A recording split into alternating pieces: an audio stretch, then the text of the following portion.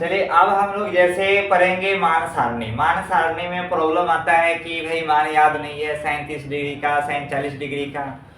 तो मान लेते हैं कि हमें भी याद नहीं है, लेकिन हम जो है उसको कैसे निकालेंगे। जब याद नहीं है तो उस मान सारणी को कैसे निकालेंगे, आइए हम लोग जानते हैं बोर्ड पर कि वो कैसे निकालेंगे। जब भूल जाएंगे, जब याद ही नहीं रहेगा तो लिखाएगा कैसे। तो सबसे पहले हम लोग आते हैं और जानते हैं कि मान सारणी कैसे निकलेगा, वैल्यू कैसे निकलेगा।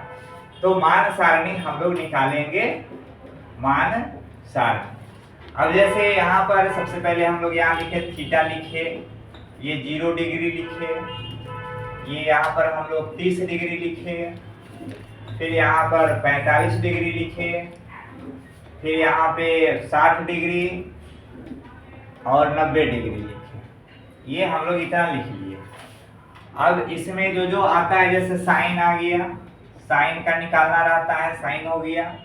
अब जैसे कॉस हो गया और कॉस थीटा हो गया। अब जैसे टैन हो गया, अब जैसे टैन, उसके बाद कॉट, और उसके बाद टैन कॉट, उसके बाद सेक, और उसके बाद कॉसेक। ये हमने यहाँ पर बना लिया। अब चलिए, अब मालूम नहीं है कि किसमें क्या भरना है, क्या बनाना है। तो सबसे पहले क्या किया जाता है कि जितने भी यहाँ पर हम लोग क्या करेंगे कि 0 1 2 3 4 लिख देंगे। ठीक, इतना काम कर दिए, इतना काम कर दिए। अब क्या करेंगे कि सबके बट्टा में 4 बैठा दें, सबके बट्टा में 4 बैठा दें, 4 बैठा दिए। अब क्या करेंगे कि सब पे रूट चढ़ा दें। सब क्या करेंगे, पहले 0 1 2 3 4 कर दिए, सबके बट्टा में 4 कर दिए। अब सब पर रूट चढ़ा देंगे। अब ये सब पर जो है रूट चढ़ा, ये रूट चढ़ा दिए। अब देखिए यहाँ पर 4 से 0 में भाग देंगे तो 0 आएगा। 0 का रूट क्या होता है, 0। तो साइन 0 डिग्री का वैल्यू क्या आएगा, 0। अब देखिए 1 का स्क्वायर रूट कितना होता है, 1, और 4 का स्क्वायर रूट 2। तो साइन 30 डिग्री का वैल्यू क्या होगा, 1/2। अब जैसे यहाँ पर देखिए 2 से जो है ये 4 कट जाएगा 2 बार में, तो रूट क्या होगा, 1/2। तो 1 का स्क्वायर रूट कितना होगा, 1, ये रूट 2 में रहेगा। तो 2 जो है रूट में ही रहेगा। तो साइन 45 डिग्री का कितना आ गया, 1/2। फिर उसी तरह से यहाँ पर 3 जो है रूट में रहेगा और 4 का स्क्वायर रूट 2। तो साइन 60 डिग्री का वैल्यू क्या हुआ, √3/2। फिर ये 4 4 कट जाएगा तो क्या आएगा, √1, और 1 का स्क्वायर रूट 1। तो साइन 90 डिग्री का वैल्यू क्या आया, 1। अब हमें जैसे ये दिमाग में नहीं था कि साइन 90 डिग्री का वैल्यू क्या है, साइन 60 का वैल्यू क्या है, तो हम लोग कैसे निकाल लिए।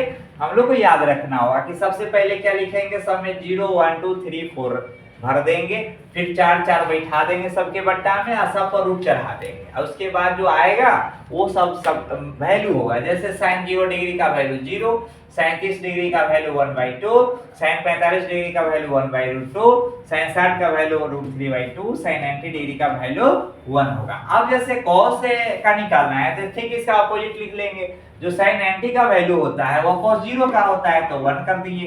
जो साइन 60 का वैल्यू होता है वो कॉस 30 डिग्री का वैल्यू होता है, यानी कि √3/2। जो साइन 45 का होता है वही कॉस 45 का होता है, तो 1/√2।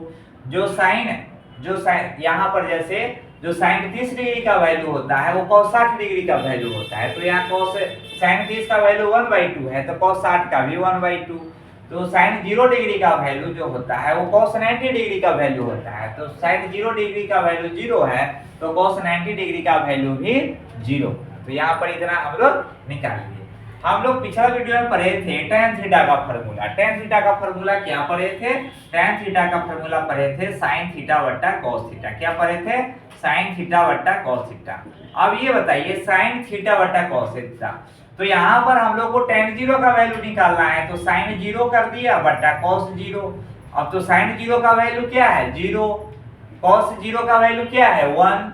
तो 1 से 0 में भाग देंगे तो 0 आएगा, यानी कि यहाँ पर tan 0 का वैल्यू क्या निकल गया, 0 निकल गया। उसी तरह से sin 30 का निकालेंगे तो क्या होगा, sin 30 का वैल्यू जो होगा वह cos 30 के वैल्यू, जैसे sin 30 बट्टा cos 30 होगा, तो sin 30 का वैल्यू 1/2, और cos से जैसे ये यहाँ पर हम लोग लिखे sin 30 बट्टा cos 30 लिखे, ठीक है, तो ये क्या है tan थीटा, tan 30 डिग्री का निकालेंगे तो sin 30 बटा cos 30, तो sin 30 का हो जाएगा जैसे 1/2 हो गया और cos 30 का √3/2 हो गया, 2 से 2 कट गया तो क्या आया 1/√3, यानी tan 30 डिग्री का वैल्यू आ गया 1/√3। उसी तरह से tan 45 का वैल्यू निकालेंगे तो sin 45 बटा cos 45 करेंगे तो 1/√2 और फिर 1/√2, ये तो सब कट जाएगा, कट के 1 आ जाएगा, तो ये tan 45 का वैल्यू आ गया 1।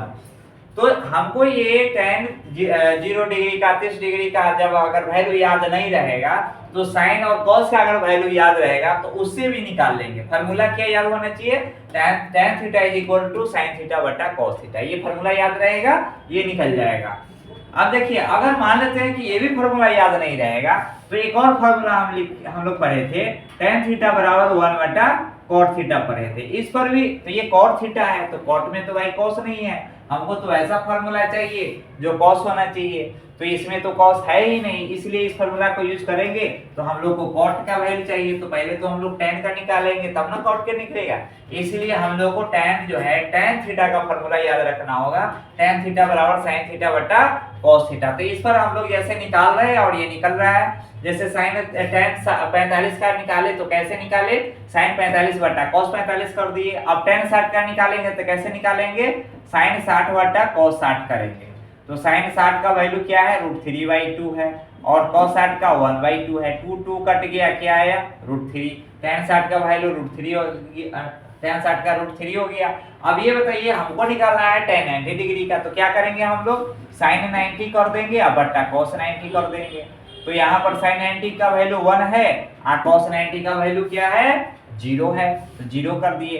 भाई 0 से तो 1 कभी कटेगा ही नहीं, इसलिए क्या है कि ये इनफिनाइट होगा, ये अपरिभाषित इसको कहते हैं। अब ठीक क्या करेंगे, जैसे sin cos में हम लोग अपोजिट की उसी तरह tan cot में करेंगे।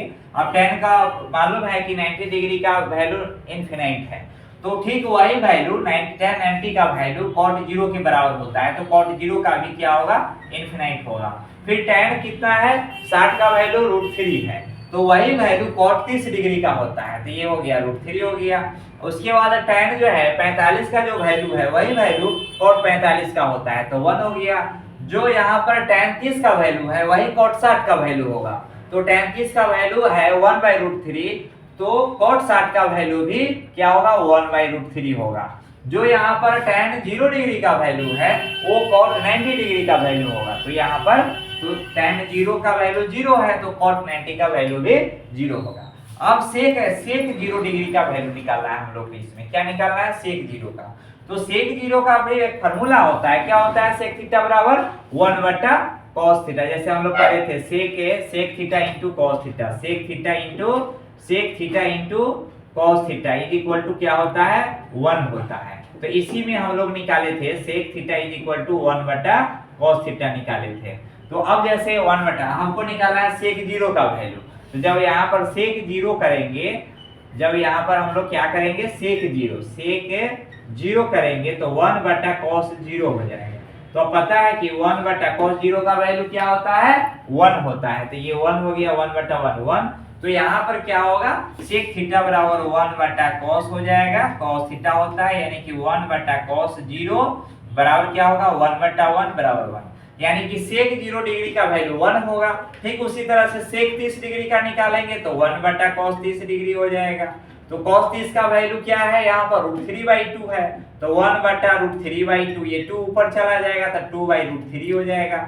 फिर उसी तरह से sec क्या है 45 डिग्री का वैल्यू क्या होगा 1 बटा cos 45, यानी कि 1 बटा cos 45 करेंगे, 1 बटा cos 45 डिग्री बराबर 1 बटा 1/√2, cos 45 का 1/√2, तो ये जब गुना करेंगे ऊपर चला जाएगा, 1 में डिवाइड करेंगे 1/√2 से तो √2 ऊपर चला जाएगा, तो √2 हो गया, sec 45 का √2 हो गया। फिर sec 60 का निकालना होगा तो क्या करेंगे हम लोग उसी तरह से 1 बटा cos 60 करेंगे, तो cos 60 का वैल्यू क्या है cos 60 का वैल्यू 1/2 है, तो 1/2 यानी कि ये 2 हो जाएगा, यानी कि sec 60 का वैल्यू 2 हो जाएगा। उसके बाद sec 90 का वैल्यू क्या होगा, तो 1 बटा cos 90 करेंगे तो क्या होगा 1 बटा cos 90 का वैल्यू क्या है तो 0 है, तो ये यहाँ पर 0 करेंगे। फिर वही बात आ गया कि 1 जो है 0 से तो कटेगा नहीं, तो क्या होगा, इनफिनिट होगा, अपरिभाषित। अब यहाँ से कॉसेक को निकालने की जरूरत नहीं है फॉर्मूला पर, डायरेक्ट यहाँ पर क्या होगा, जो सेक 90 का वैल्यू है वो कॉसेक 0 का वैल्यू है, यानी कि सेक 90 इनफिनिट है तो कॉसेक 0 इनफिनिट होगा। फिर सेक 60 डिग्री का वैल्यू जो है वो कॉसेक 30 डिग्री का वैल्यू, यानी कि सेक 60 डिग्री का वैल्यू 2 है तो कॉसेक 30 डिग्री का वैल्यू क्या होगा, 2 होगा। सेक कितना है, 45 डिग्री का वैल्यू √2 है तो कॉसेक 45 का भी √2 होगा। सेक जो है 30 डिग्री का वैल्यू 2/√3 है तो कॉसेक 60 का भी क्या होगा, 2/√3 होगा।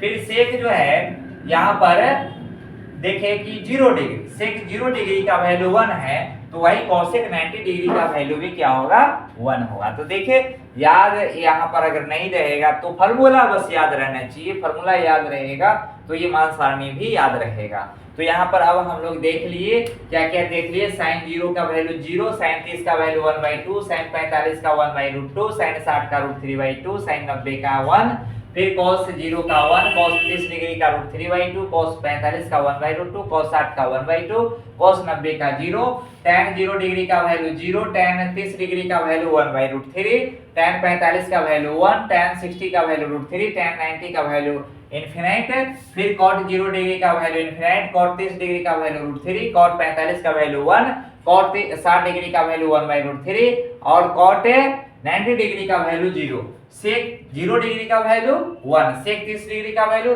2/√3, सेक 45 डिग्री का वैल्यू √2, सेक 60 डिग्री का वैल्यू 2, सेक 90 डिग्री का वैल्यू क्या होगा, इनफिनिट होगा। ठीक है, अब उसका उल्टा cosec 0 डिग्री का वैल्यू इनफिनिट, cosec 30 का cosec 30 डिग्री का वैल्यू 2 हो गया, cosec 45 डिग्री का वैल्यू √2, cosec 60 डिग्री का वैल्यू 2/√3, cosec 90 डिग्री का वैल्यू 1। तो यहाँ पे हम लोग मान सारणी निकाल लिए। जब क्वेश्चन बनाएंगे, जब प्रश्न सॉल्व करेंगे तो जब मान सारणी वाला क्वेश्चन आएगा, जैसे मान सारणी का हम कहे क्वेश्चन कि भाई इसका मान निकालो 2 sin 45 degree into cos 60 degree का मान निकालो। अब इसको निकालने के लिए हमको मान सारणी चाहिए, तो 2 sin 45 का वैल्यू, जैसे यहाँ से हम लोग देखे sin 45 का 1/√2, तो यहाँ लिख लिए 1/√2, cos 60 डिग्री का वैल्यू, तो देखिए यहाँ cos 60 डिग्री का वैल्यू क्या है, 1/2, तो ये कर लिए 1/2, ये 2 से 2 कट जाएगा तो बचेगा 1/√2।